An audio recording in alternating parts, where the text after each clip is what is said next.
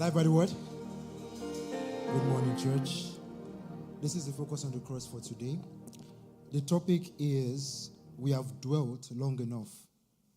And my name is Bukunmi Areelu.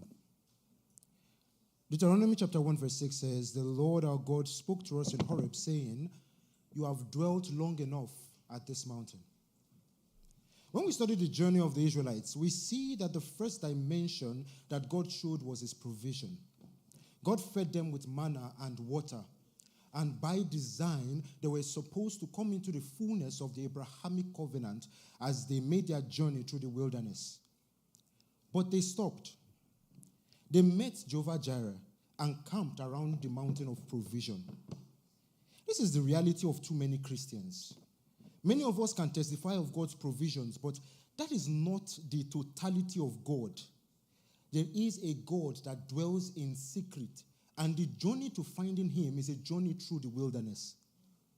God can never be found in comfort. It is in the wilderness that men encounter God. In that wilderness, God will teach your hands to war. In that wilderness, you will learn the ways of perseverance and sacrifice.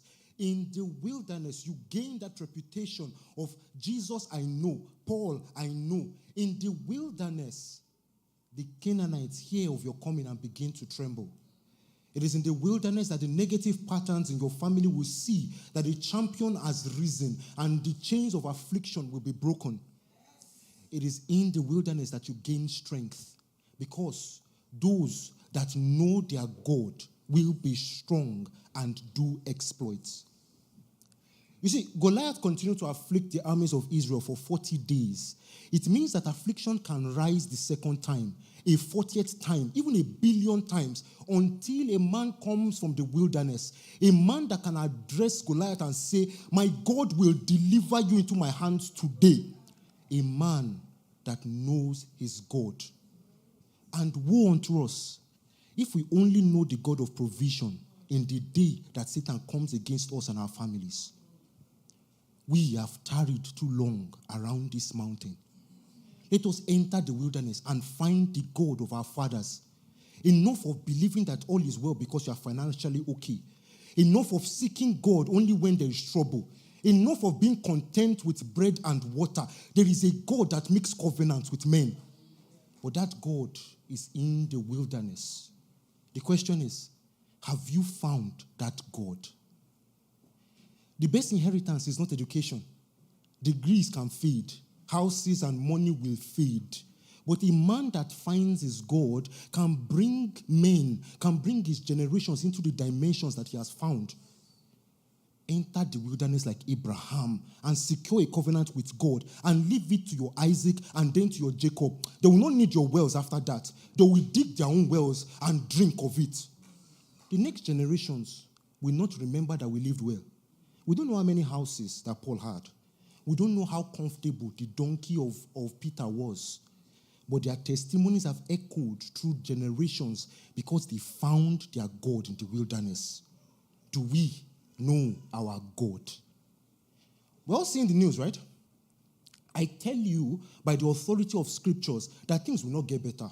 Things will continue to happen. Jesus saw it. Daniel saw it. John saw it. Safety in these times will not be in the stock market or in the real estate market, but that those that know their God will be strong and do exploits.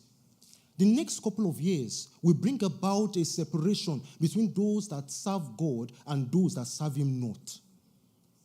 Those that know their God means that even the sons of Belial will intensify in these times. So if you are not prepared to be serious with this Jesus, then I advise you to go and serve something else before it is too late. The storms that are coming will require deep roots. There will be no room for lukewarmness. Even those in the camp of darkness must rise or become collateral damage. The world is no longer looking for bread and water. What they lack is the knowledge of God. They are looking for men that have found Jesus in the wilderness to bring them into the economy of life. This is the age of the sons of God. The men that have heard and seen and handled the word of life. So if you have not had your time in the wilderness, it is time to schedule your trip. And if you have already went, then why did you come out? What happened to your hunger? Who told you that the wilderness has an end date? Paul raised the dead, healed the sick, casting out demons was just a normal thing to him. Yet his one cry was that I may know him. Moses, after 40 plus years of walking with God, came back and said, show me your ways. Apostle John said, we don't know what we will be like. All we know is that when we see him, we will be like him. It means that the journey of the wilderness is an endless one. The testimonies of the ones that have navigated the wilderness is that they need more time with him. Those that found God say they don't fully know him. So who are we to stop our journey? For the last time today, do we truly know our God? Alive by word?